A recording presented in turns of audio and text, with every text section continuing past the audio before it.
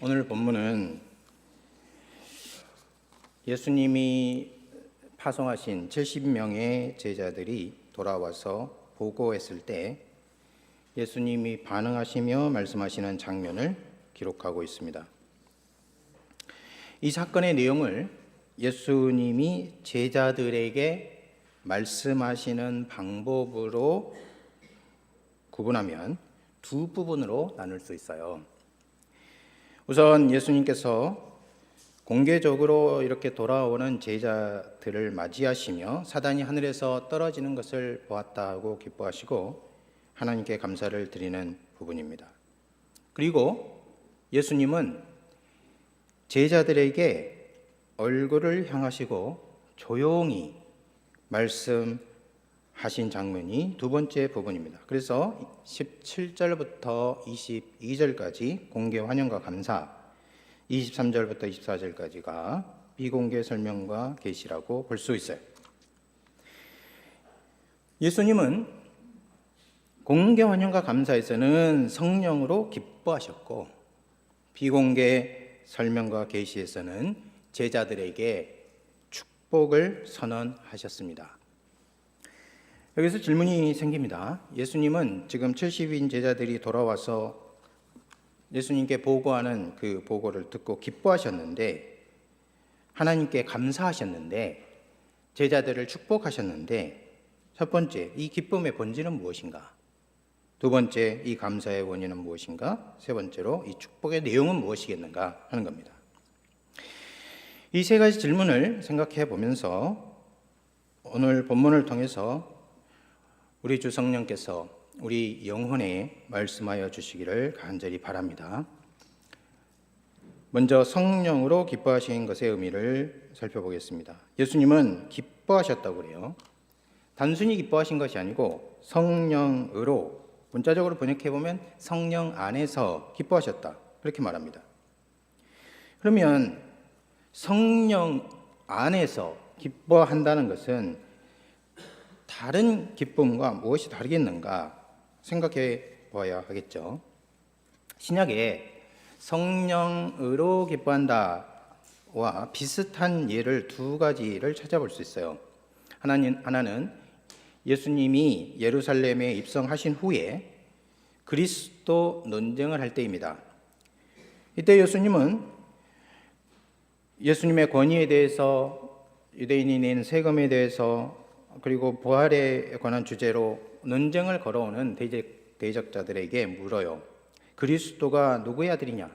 다윗의 아들입니다. 이렇게 대답하자 예수님은 시편 110편을 인용하시는데 이때 성령으로라는 표현이 등장합니다. 마태복음 22장 43절, 44절을 보시면 마태복음 22장 43절, 44절, 그러면 다윗이 성령에 감동되어 어찌 그리스도를 주라 칭하여 말하되 주께서 내 주께 이르시되 내가 내 원수를 내 발 아래에 둘 때까지 내 우편에 앉았으라 하셨도다 하였느냐, 이렇게 말해요. 여기에 성령에 감동하여라는 말이 바로 오늘 본문에 나오는 성령으로입니다. 따라서 이것은 이 예수님의 물음은 최상급이라 할 수 있어요. 유대인들 중에 아무도 다윗 위에 있을 수는 없습니다. 유대인의 정체성을 가지면 다윗과 아브라함 위로 갈 수는 없어요.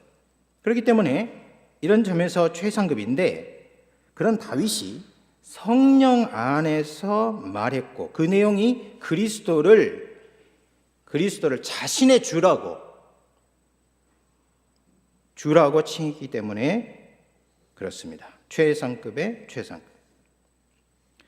따라서 다윗이 성령에 감동하여 또는 성령으로 무언가를 말했다 하는 것은 자신의 생각이나 의지나 지식으로 말한 것이 아니고 하나님에게서 온 계시를 전달한 것이다, 이렇게 해석할 수 있습니다. 이게 첫 번째입니다. 두 번째는 사도들이 박해를 받을 때 교회가 모여서 기도할 때 이 표현이 등장하는데요.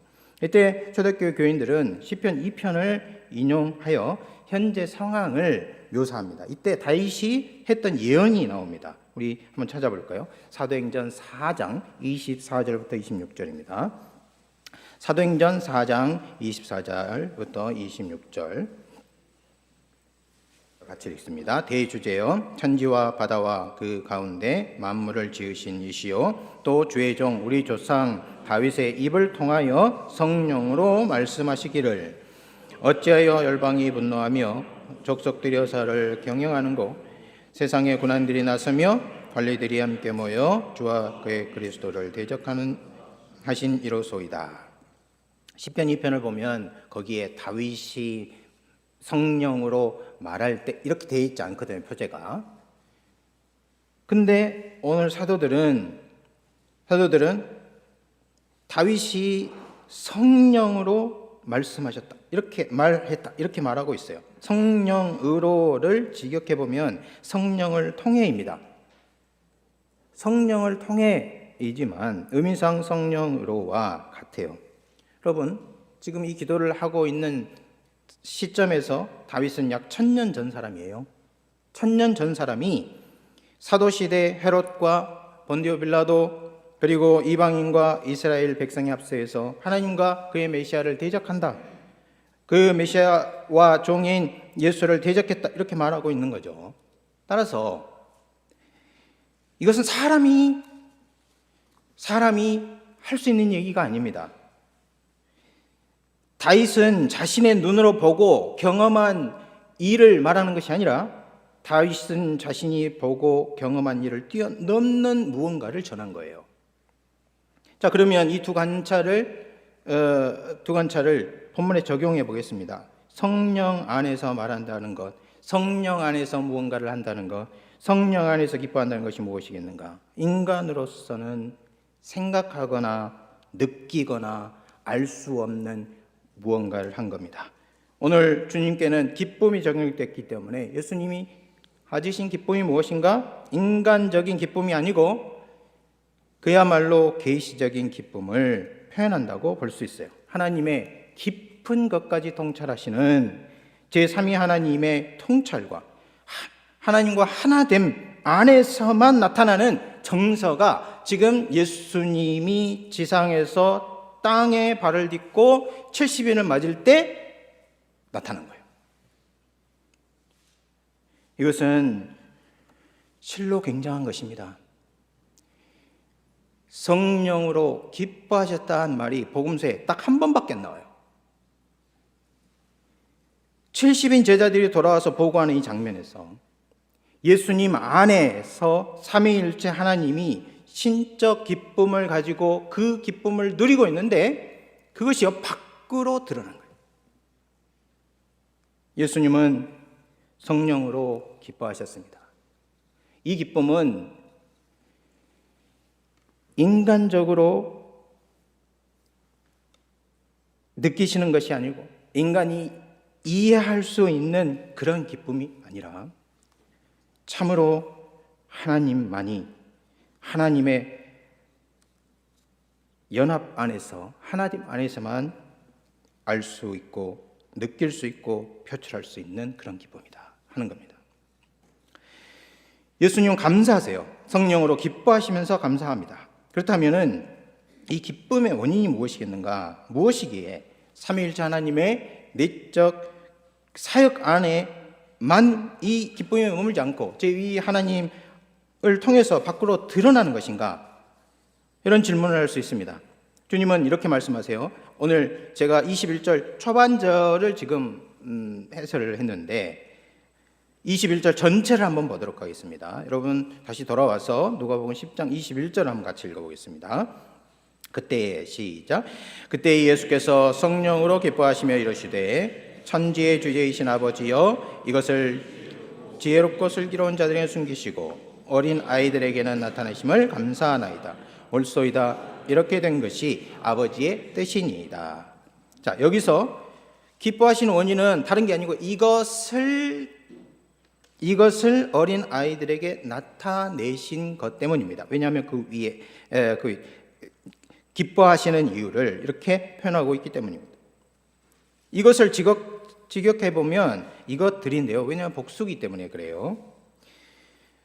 그리고 이것을 나타내다라는 말을 본문이 숨기다나 또는 나타내다 이런 계시 용어를 사용하기 때문에 복수로 표현된 이것들이 구약 예언이 성취된 것이나 아니면 숨겨진 말씀이 계시되는 것을 가리키는 것이라고 생각하기 쉽습니다. 그러나 이것들은 1차적으로 70인 제자들이 돌아와서 그들의 사역을 보고했을 때 예수님이 보신 것, 그 본 것과 관계된 것을 가리켜요. 그러니까 70인 제자들의 사역과 관련된다는 겁니다. 그럼 주님은 무엇을 보셨을까요? 여러분 오늘 21절 읽었는데요. 18절을 보겠습니다. 18절 이것도 같이 읽어볼게요. 시작. 예수께서 이르시되 사단이 하늘로부터 번개같이 떨어지는 것을 내가 보았노라. 여기 보았노라 이 말은 헬라어 과거 중에 미완료로 표현했습니다. 제자들이 돌아오기 전에 복음을 선포할 때 이를 생생히 보았다. 그 생생히 보았는데 그때 예수님은 제자들이 귀신을 쫓아내고 질병을 치료하고 하나님 나라를 선포할 때 사단이 떨어지는 것을 보았다. 제자들의 사역과 사단 나라의 붕괴가 동시사건이었다. 지금 그렇게 말하고 있는 거예요. 70인 제자들이 예수님의 이름으로 복음을 전파하고 병든 자를 고치고 죽은 자를 살리며 귀신 들린 자들에게서 귀신을 쫓아낼 때 사단 통치가 무너지기 시작했다 하는 것입니다. 따라서 사단이 떨어지는 사건이 주여 주의 이름이면 귀신들도 우리에게 복종하다이다 하는 사건과 동시 사건이에요. 나아가서 주님은 사단이 하늘에서 떨어졌다. 하늘에서. 이 하늘은 본래 마태복음 같은 경우 하나님이 계신 공간인데 지금 여기는 사단이 거하면서 자기의 통치를 인간에게 행사하고 있는 영역으로 생각하는 것이 분명합니다. 에베소서 6장 12절 말씀과 같이 공중에서 권세 잡은 자들이 있고 통치자들, 권력자들이 있다는 거죠. 그 내용과 비슷해요. 그러면 사단이 이곳에서 떨어졌다는 것은 무엇을 가리킵니까? 사단의 현재 권세가 자신의 명령을 따라 싸우는 이 가난하고 이 작은 무리들 앞에서 한순간에 무너지는 것을 예수님이 보았다는 겁니다. 이것은 실로 중대한 시점이에요. 예수님의 공생애에서도 그렇고 창조부터 종말까지 구속사 전체를 살펴볼 때도 이것은 전무후무한 순간이라 해도 과언이 아닙니다. 왜냐하면 사단이 떨어지는 것이 종말에나 하늘에서 떨어지는 일이 종말에나 있을 일로 모든 사람이 기대했는데 예수님이 공생애 하고 있는 한복판에서 이런 일이 일어나고 있기 때문입니다. 이것은 하나님 나라를 세우기 위한 싸움에 근본적으로 새로운 원리가 출현하고 그것이 지상생애에서 증명되는 순간이에요. 자, 그러면은 예수님이 기뻐하신 것이 바로 이렇게 하나님 나라를 세우는 새로운 원리가 출현한 것, 그리고 그것도 그 자신의 지상생에서 증명이 된 것, 그것 때문에 기뻐하셨는데, 그러면 새로운 원리라는 것이 무엇인지 좀 더 구체적으로 살펴보겠습니다. 우리가 지금 들었을 때 우리 의식의 그림엔 사단이 하늘에서 떨어지는 이런 그림이 등장할 겁니다. 새로운 원리라는 것은 무엇인가? 새로운 원리는 70인 제자들의 사역과 이 사역 배후에서 일어나는 일과 관련인데요. 오늘 본문에 보면은 이런 일들이 지혜롭고 슬기로운 자들에게는 숨겨지고 어린 아이들에게는 나타나는 그런 일입니다. 동시에 이것이 아버지의 기뻐하신 뜻이다. 그리고 그렇게 말하고 있어요. 아버지의 뜻이라는 것은 아버지의 생각, 계획을 말하는데 하나님이 그러면 무엇을 계획하셨고 그 계획이 예수님 생애에서 어떻게 실현이 되었는가 하는 것을 살펴봐야겠죠. 하나님은 지금 일어나는 일들을 어린 아이들에게 나타나시길 기뻐하셨다 합니다. 여기서 말하는 어린 아이들이 누구일까요? 여기서 말하는 어린 아이들은 지혜롭고 슬기로운 자들의 반대입니다. 지혜롭고 슬기로운 자들의 반대는 구체적으로 지금 상황에서 예수님이 70인 제자들을 맞이하는 상황에서 보면 70인 제자들을 가리켜요. 존 라일은 복음서 해설에서 이들은 대다수 유대인들이 그리스도를 믿지 않을 때 주님을 믿고 그의 제자가 되었으며 따랐고 주님께 쓰임을 받았다. 여기서 이제 이들은 믿는 자 믿지 않는 자로 이렇게 구분했는데요. 그거보다 훨씬 광범위해요. 왜 70인이 이 하나님의 나라를 세우는 원리가 계시되는 첫 번째 대상이 되었는가? 하나님은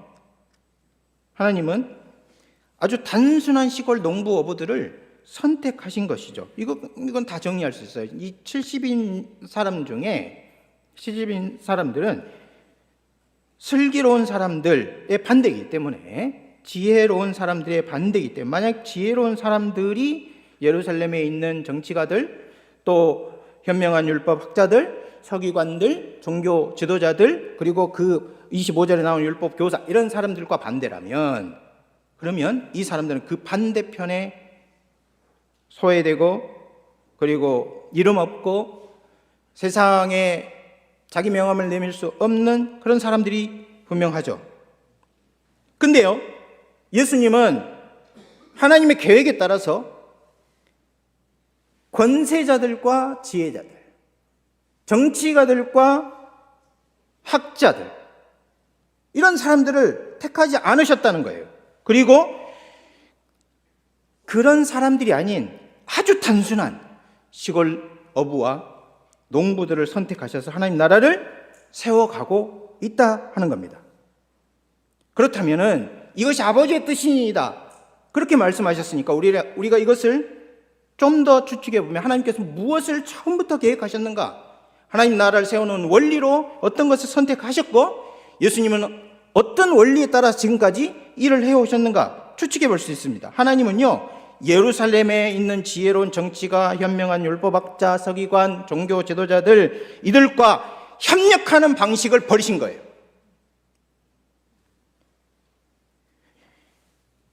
그리고 예수님은 주님이 그 당시에 볼 때 완전히 무자격자들, 그러니까 세상 기준으로 보면 자격이 없는 사람들을 부르신 겁니다. 그리고 그들을 보내시며 사역을 하게 했어요. 자, 그러면 어떻게 사역을 했는지 10장을 쭉 읽어보면 대조적으로 나옵니다. 이들이 어떻게 일을 했는지가 나오고, 또 이들 아닌 다른 그룹에 있는 율법 교사가 어떻게 무슨 일을 하는지가 나와요. 이들은 70인 제자들은 어떻게 일했습니까? 9절, 가는 곳마다 병자들을 고쳤어요. 9절과 11절, 하나님 나라를 선포합니다. 17절, 주의 이름으로 명령하면 귀신들도 항복을 합니다. 18절, 주님은 그들이 사역하는 그때 그 자리에서 사단이 하늘에서 떨어지는 것을 보았다고 말합니다. 이들은 마치 이 일은 지금 9장까지는 누가 하던 일입니까? 이런 일이 귀신을 쫓아내고 병자들을 고치고 하나님 나라를 선포하고 사단의 권세와 통치가 하늘에서 떨어지게 하는 일, 이거 누가 하는 일입니까? 예수님이 하는 일이에요. 메시아가 하는 일입니다. 그 일을 마치 주님이 하늘 권세와 하나님 나라의 능력으로 하는 일을 하고 있어요. 반면에 율법 교사가 무슨 일을 하고 있습니까? 율법 교사 25절 보십시오. 25절, 우리 25절 한번 같이 읽어보겠어요. 시작. 어떤 율법 교사가 일어나 예수를 시험하여 이르되 선생님, 내가 무엇을 하여야 영생을 얻을, 여기 보면 중요한 단어가 뭡니까? 예수를 시험한다. 율법 교사가 하는 일은 사람의 질병을 낫게 해서 사람에게서 고통에서 해방시켜주는 것이나 하나님 나라 구원을 전해서 하나님 나라의 은총과 사랑 속에 참여하게 하는 일이나 그런 일이 아닙니다. 종교와 경건의 이름으로 메시아를 시험하는 일에 몰두하고 있어요. 이들에게는 마귀에게서 사람들을 해방해 주는 일이라든지 또는 전가를 밟고 원수를 등이 제하는 이런 일들은 다 남의 일이에요. 남의 일. 자기 일이 아니에요. 그렇기 때문에 70인 제자들은 적은 능력으로 엄청나게 많은 일, 많은 위대한 일들을 하고 있지만 이 율법 교사들을 비롯한 이 그룹에서는 많은 능력으로 아무 일도 하지 않아요. 그러므로 하나님이 무엇을 계획하셨고 지금 무슨 일이 벌어지고 있는 것인가? 하나님은 처음부터 이 땅에 보잘것없는 도구와 같은 이들을 선택을 해서 그들을 통해 자신의 가장 위대한 일을 하기로 결심을 하신 거예요. 자신의 지식이나 이론이나 해석을 제시해서 덧붙일 생각을 하지 못할 사람들로 시작하기로 그렇게 결정을 하신 겁니다. 왜 이렇게 하셨는가? 왜 이렇게 하셨을까요? 그래서 근본적으로 지금까지 방식과하고 어떻게 다른가? 사람이 타락한 이후에 예수님 시대까지 어떻게 하나님 나라를 세운다고 사람들이 생각했고 사람들은 그 일을 위해서 어떻게 열의를 가지고 일했고 세상에 정착된 방식이 무엇인가? 그것은요, 정치력, 재력, 학력, 모든 능력과 권세를 가진 사람이 동원이 돼서 협력하는 방식이에요. 그것을 가장 효과적인 방식이라고 생각하고 모든 사람들이 말을 그렇게 하지 않아도 마음 깊은 곳에 다 그런 욕망을 가지고 있어요. 그런데 예수님은 어떻습니까? 그런데 하나님 어떤 계획을 하셨습니까? 예수님은 하나님의 뜻에 따라서 그런 것과 협력 없이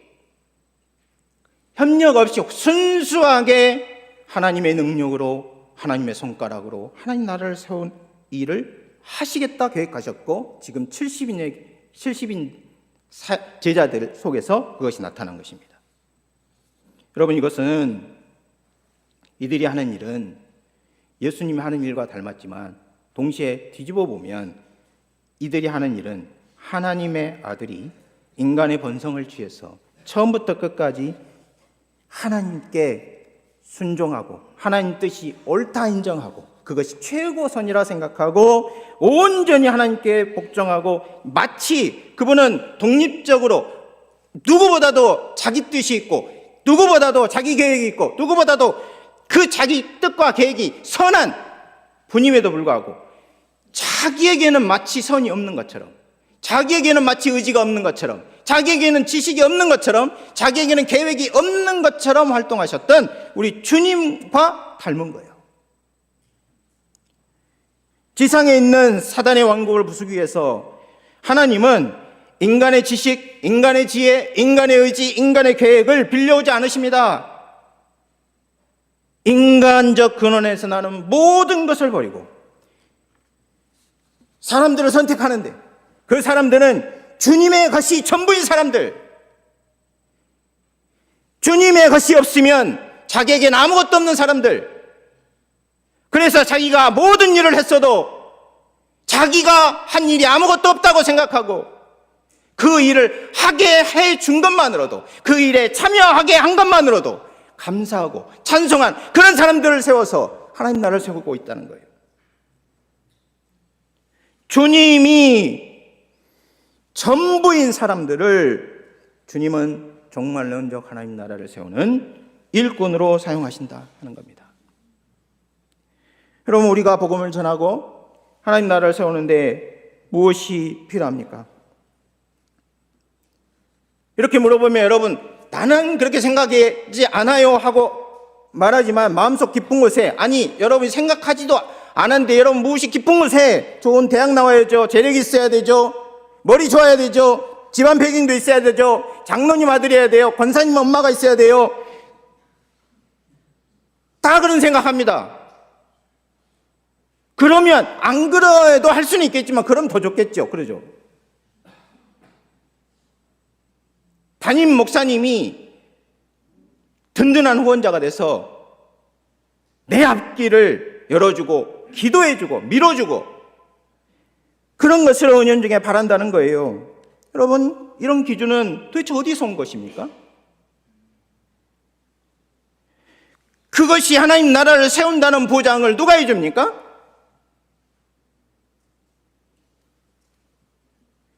이런 기준으로 사람을 세우면 또는 교회 일을 하면 목회를 하면 안 될 일이 없을 거예요. 학력 좋죠. 재력도 있죠.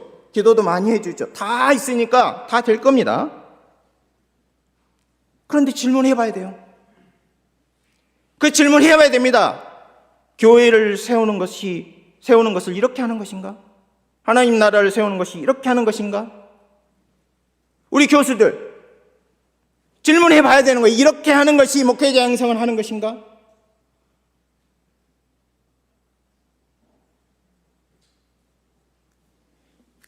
문제는 이 기준이요. 오늘 주님이 12제자 70인 선택하신 기준과는 맞지 않다는 거예요. 무엇보다도 이거는 누구나 생각할 수 있는 거예요. 주님을 믿는 사람 아니어도 회사를 세우거나 학력, 재력, 배경 다 따지겠죠. 회사에서 다 그런 사람 뽑아요.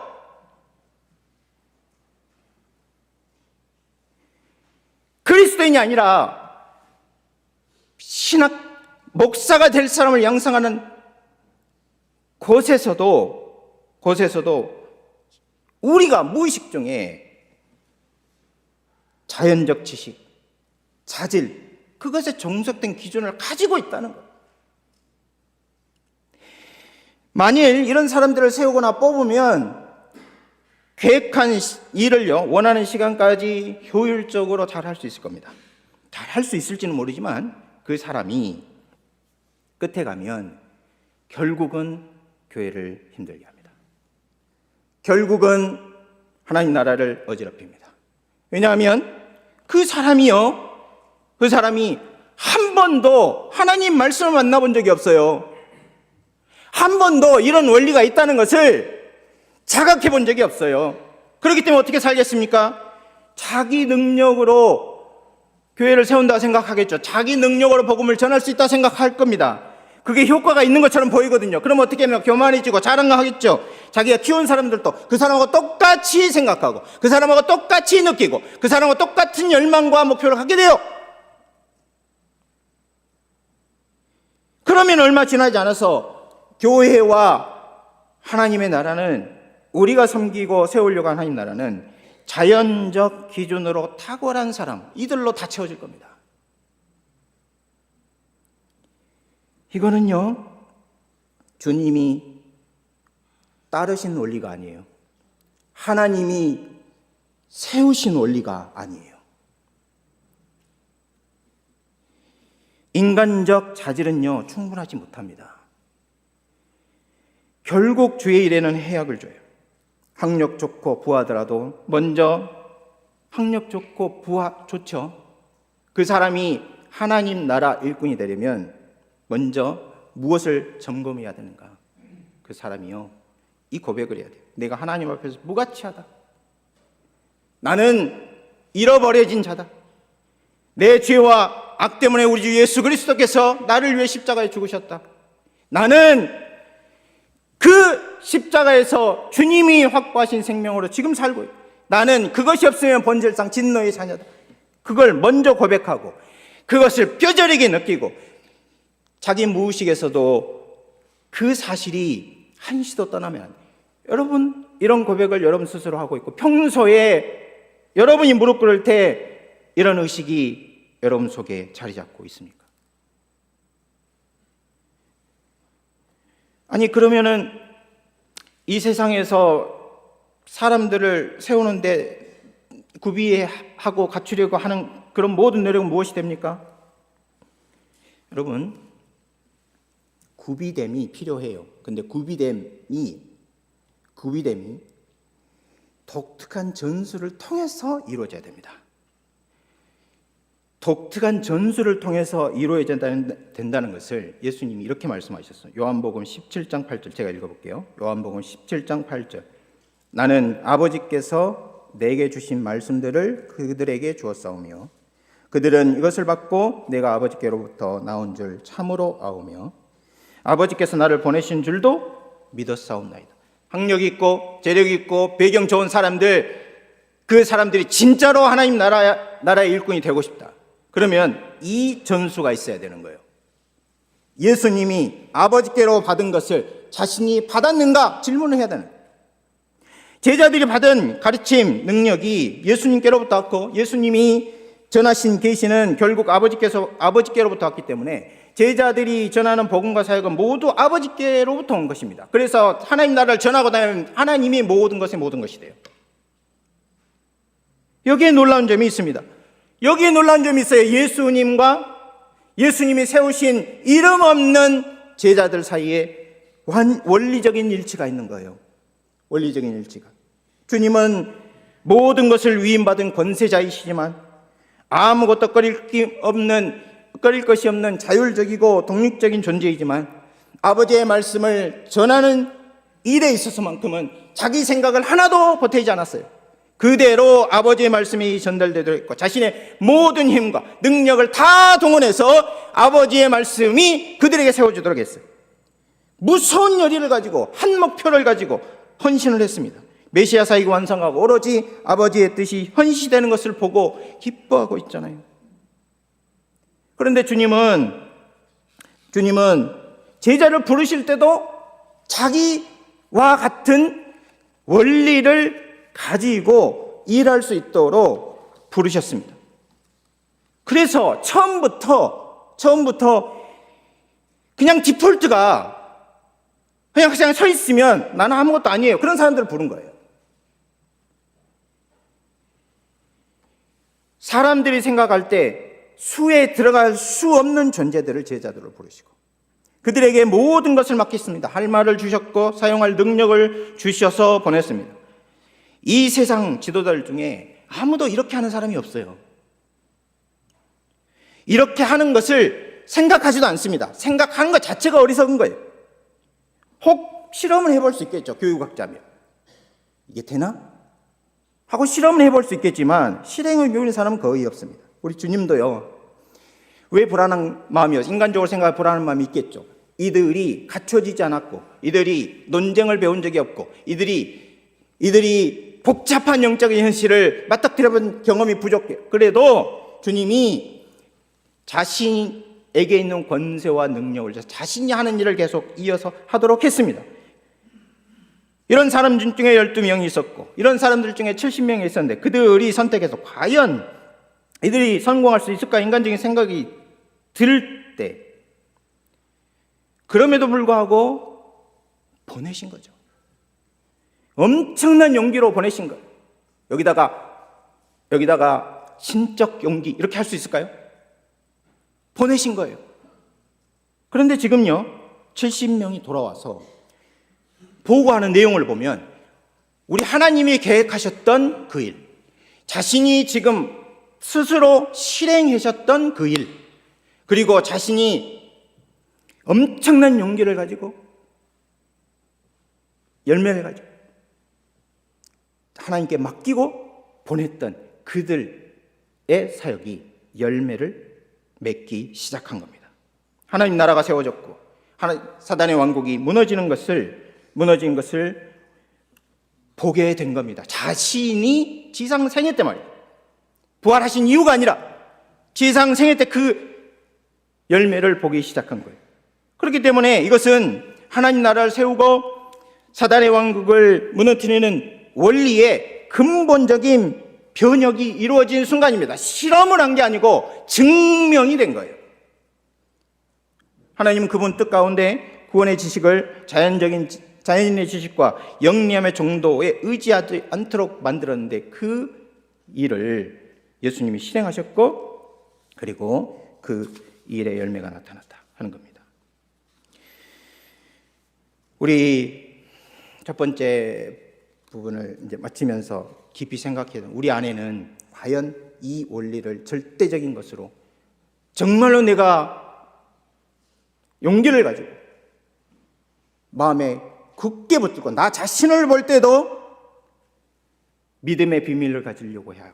학력, 재력 이런 걸 갖추려고 하는 것이 아니고 내 뒷배경으로 그런 것을 끌어모으려고 해서 그것을 의지해서 하나님 나라를 세우는 것이 아니라 나 자신을 볼 때도 다른 사람을 세울 때도 하나님이 전부인, 그것이 없으면 아무것도 없는 그런 고백과 용기에 기반해서 하나님 나라의 일을, 복음 운동을 하려고 하는가 점검해 봐야 될 것입니다. 이렇게 말씀하신 후에 예수님께서는 제자들에게 조용히 얼굴을 향하십니다. 이거는요, 공개적으로 맞이해서 한 게 아니고 제자들에게 어떤 형태로 했는지 모르지만 이거는 이렇게 기뻐하시고 또 공개적으로 말씀하시는 조금 다른 거예요. 제자들에게 얼굴을 향하시면서, 그러면 그 제자들 말이죠, 자신들이 모든 것을 해서 아무것도 없다고, 그것은 오직 하나님의 은혜라고 고백하고 그냥 그런 데 참여한 것이 기쁘다고 생각하는 사람들, 그 사람들에게 도대체 어떤 축복이 있는가, 어떤 축복이 있는가를 말씀하세요. 우리 23절, 24절을 함께 읽어보겠습니다. 23절, 24절. 제자들을 시작. 제자들을 보시며 조용히 이르시되 너희가 보는 것을 보는 눈은 복이 있도다. 내가 너희에게 말하노니 많은 선지자 임금이 너희가 보는 바를 보고자 하였으되 보지 못하였으며 너희가 듣는 바를 듣고자 하였으되 듣지 못하였느니라. 이거는 일종의 특권을 소개하고 있는데요, 제자들이 받은 축복입니다. 누가 1차적으로 이 특권의 수혜자인가? 70인 제자겠죠. 제자, 너희, 그렇게 말했으니까 70인 제자가 독특하게 72명이라고 하기도 하고 70명이라고 하기도 하는데, 이거 아마도 출애굽기 1장이라든지 또 이스라엘 장로를 세울 때 70인을 세운 것과 어떤 유사한 의미가 있지 않을까. 그러면은 70인은 신약 교회를 가리킵니다. 그리스도인 전체에게 가르쳐요. 진실한 그리스도인들. 그러니까 그리스도 복음을 듣는 사람에게는 누구에게나 이런 특권이 있다는 거예요. 그 특권이 무엇입니까? 신약 계시예요. 탁월한 계시입니다. 어떤 점에서 탁월합니까? 우선 지식의 차이가 있어요. 여러분, 구약 성도의 지식과 사도시대 성도의 지식에는요, 우리가 생각하는 것보다 훨씬 큰 차이가 있습니다. 구약시대 성도들도 세상에 오시는 구주에 대해서 믿음으로 바라보았어요. 부활과 내사를 확신했습니다. 그러나 우리 주님께서 이 땅에 오시고 죽으신 후에야 그 전에는 닫혀있던 수많은 사실들, 닫혀있던 수많은 성경 구절들, 닫혀있던 수많은 일들, 이런 것들이 다 풀리게 됐습니다. 그래서 믿는 그리스도인이라면 아무리 낮은 자라도 다윗이나 이사야조차도 설명할 수 없는 것을 그냥 설명할 수 있어요. 이것이 신약 계시의 탁월함입니다. 여기서 멈추면은 이게 무슨 말인지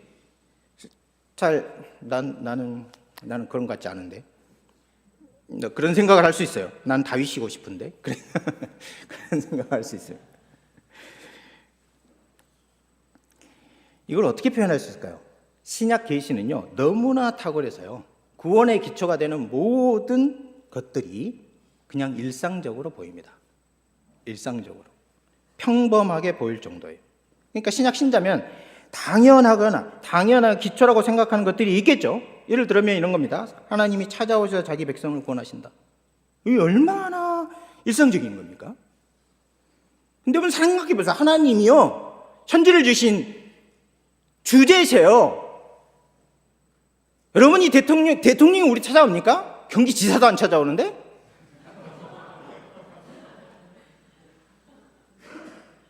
근데 하나님이 우리 같은 사람 찾아오신다잖아요. 이런 거요. 제사 없는 속죄. 이거는요, 구약 사람들은 미쳐버린 일이거든요. 죄송합니다. 제가. 구약 사람들은 속죄 없는 제사 진짜 생각하기 어려워요. 이런 거라든지, 예배라든지, 신자에게 거저 주어지는 칭의라든지, 그리스도의 권세라든지, 하나님 나라의 영원성이라 이런 것들은 구약 성도들에게는 모호하거나 불가능하거나 제한적인 거였어요. 그런데 거룩한 선지자 왕들에게도 인간적 이해 밖의 일이 그냥 신약 계시를 받은 신자들은 다 그냥 공통자산으로 가죠. 공통자산으로. 몇 가지 예를 들어보겠어요. 시간이 없기 때문에 지금 4가지나 준비했는데 2가지만 할게요.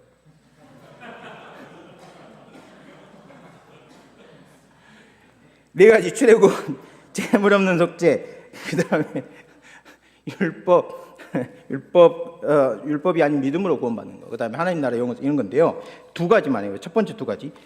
성경 한번 찾아보겠습니다. 성경 시편 81편 5절 6절. 이거는요, 첫 번째 출애굽 관련된 건데, 출애굽 시편 81편 5절 6절 찾았으면 같이 한번 읽어보겠어요.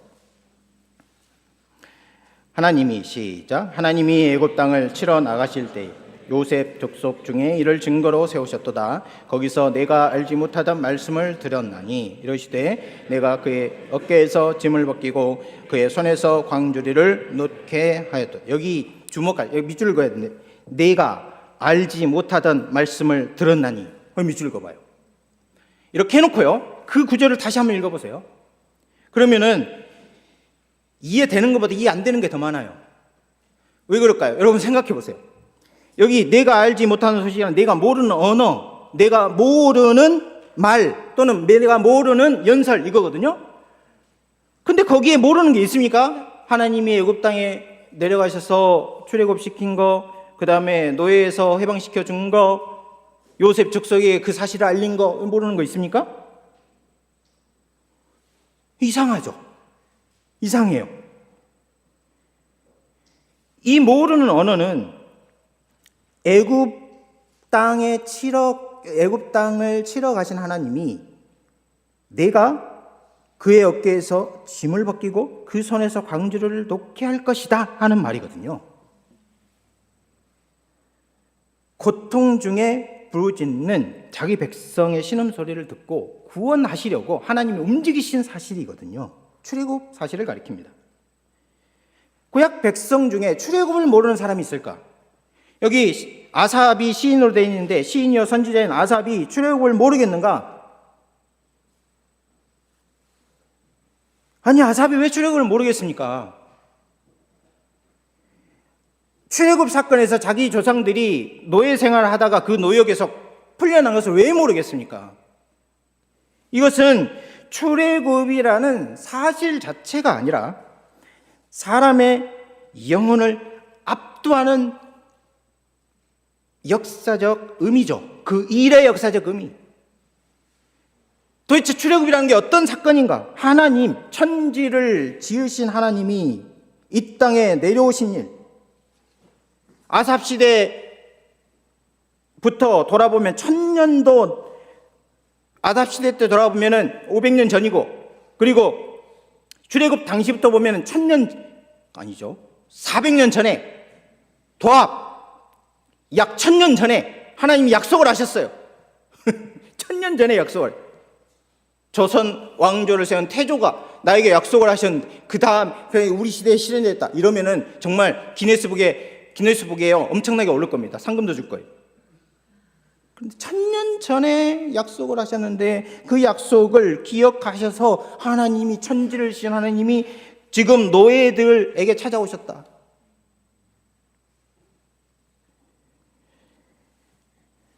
그 사실이요, 그 사실, 내가 이해하지 못하는 언어를 지금 마치 내가 이해하지 못하는 독일어나 내가 이해하지 못하는 우가리다나 이런 것처럼 들렸다 이거예요. 그렇게 놀라운 거라는 겁니다. 어떻게 이집트 같이 초강대국 속에 있던 노예들이, 한 민족을 이룬 그 사람들이 전투 한 번 없이 그 땅을 빠져나올 수 있겠는가? 그 사실이 놀라운 거예요. 그러니까 이것은 말 그대로 기적이라고 말할 수밖에 없는 것이죠. 그런데 여러분, 구약시대 때 이랬는데, 그럼 지금 우리는 어떻습니까? 우리는요, 복음서 읽을 때, 이거는 내가 알지 못하는 말인데? 이런 놀라운 일이? 라고 놀라는 경우가 별로 없어요. 복음서를 읽으면서 우리는 너무나 다 무감각해요. 예수님이 십자가를 지셨다 이러는데 나의 죄를 위해서 십자가 지셨지 그러고 말아요. 여러분 이게 1000년 전도 아니고요, 타락한 직후부터 여자의 후손으로 메시아가 오실 것이다 약속을 하셨는데 그게 몇천 년 지난인지 몰라요. 근데 지금 이루어진 거잖아요. 그런 사실 앞에서 놀라지 않는다. 그러면 우리에게 뭐가 문제가 있는 거죠. 이집트나 바벨론, 로마 제국이 아니고 사단의 왕국과 통치 아래 있는 노예들, 노예인 줄도 모르고 살아가는 노예인 줄도 모르고 죽음을 두려워서 그 죽음 앞에 모든 것을 타협하고 살아가는 사람들, 그 사람들을 구원하기 위해서 예수 그리스도가 하늘에서 인간이 돼서 내려오셨다. 그렇게 말하고 있잖아요. 그런데 우리는요, 내가 알지 못하는 말씀을 들었나니 하는 말이 내 마음에서 울리지 않아요. 이거는 회개해야 돼요. 만약에 이게 없다면은 정말 내가 성경의 십자가 구속 사건에 대해서 이해하고 있는가 점검을 해봐야 된다는 거예요. 그건 두 가지입니다. 자기 죄를 모르거나 하나님을 모르거나 둘 중에 하나예요. 그러니까 둘 다 회개의 대상이에요. 첫 번째입니다. 두 번째로는 번제 없는 희생제사. 번제나 희생제사가 없이 속죄가 된다.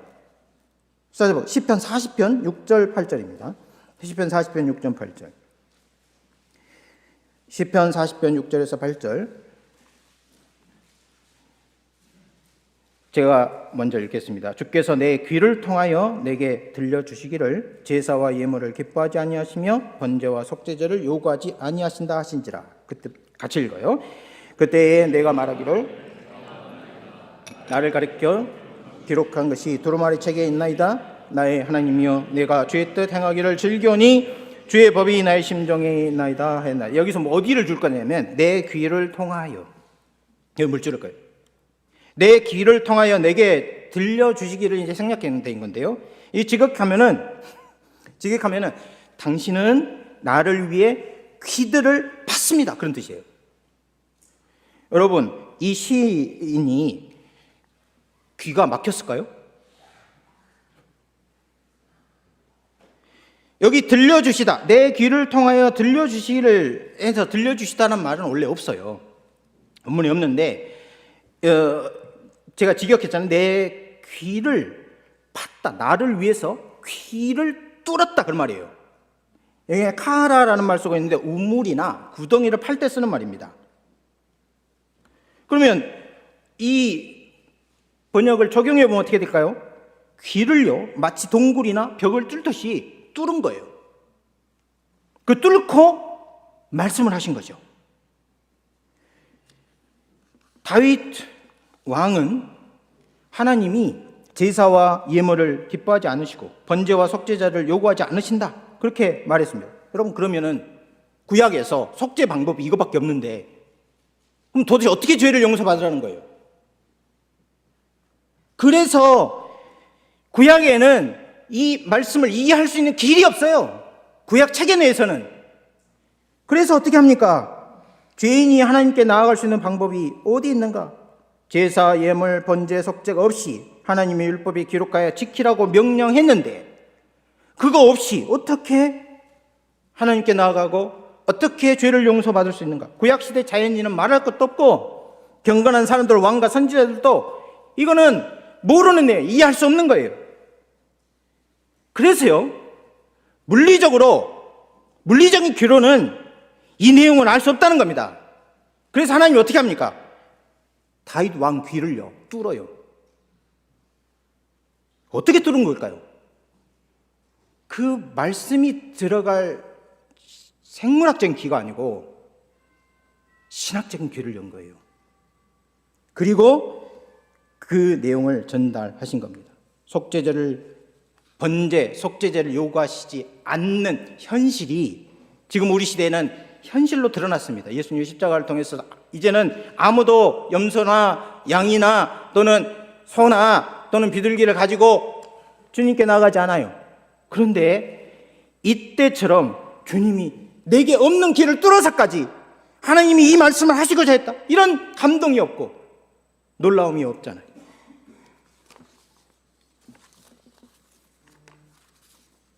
말씀을 맺겠습니다. 하나님 나라를 세우는 원리가 무엇입니까? 그것은 바울이 말한 것처럼 없는 것을 불러서 있는 것처럼, 있는 자를 부끄럽게 하는 그런 원리입니다. 죄인을 불러서 오고 오는 세대의 본을 삼으신 겁니다. 죄인 중에 괴수를 일꾼으로 부르시고 충성되이 여기셔서 어떤 일을 하더라도, 아무리 많은 업적과 결과가 나오더라도 오직 하나님의 은혜만 빛나도록 하는 것, 그것이 하나님 나라를 세우는 원리입니다. 하나님이 이 원리로 무에서 유를 창조하셨고, 이 원리로 죽은 자를 생명으로 인도하셨고, 이 원리로 재창조를 완성하셨어요. 하나님 아버지와 우리 주 예수 그리스도 성령 안에서 인간이 내려갈 수 있는 최저 바닥에서 하늘에 사무치는 감사와 찬송이 가득 차게 하시는 일, 그것이 우리 주님이 70인을 맞았을 때 확인한 원리, 증명이 된 원리, 그리고 오고 오는 모든 교회가 따라가야 될 원리입니다. 자신이 이렇게 아무것도 없는 자, 죽은 자, 그리고 죄인 중에 괴수같이 여기는 사람들에게 우리 주님이 어떤 축복을 약속해 주고 있습니다. 우리 영혼의 귀를 뚫어서요, 열려있지 않는 귀를 뚫어서 다른 사람은 들을 수 없고 다른 시대는 알 수 없는 일을 계속해서 말씀하신다. 여러분, 이런 은혜가 여러분의 신학 공부하는 시간 동안, 이후에 목회하시는 동안, 우리 주님의 날에 주님 앞에 서는 날까지 함께 있기를 간절히 축원합니다. 제가 기도하고 축도하겠습니다. 살아계신 하나님 아버지, 오늘 주님께서 이 땅에 하나님 나라를 세우는 원리로 주님 스스로 실행하셨고, 주님 제자들에게 전수하셨으며 오고는 교회가 따르도록 한 원리를 우리가 배웠습니다. 우리에게 용기를 주옵소서. 우리가 하는 모든 일에서 주님의 영광이 드러나게 하옵시며, 이 일을 할 때 사람이 할 수 없는 기쁨과 사람이 할 수 없는 계시의 풍요로움을 우리와 함께하여 주시옵소서. 이제는 우리 구주 예수 그리스도의 은혜와 하나님의 무한하신 사랑과 성령님의 교제하시고 인도하시는 역사가 주님께 머리 숙여 경배하는 우리 합심가족 모두에게 이제로부터 영원토록 함께 있을지어다.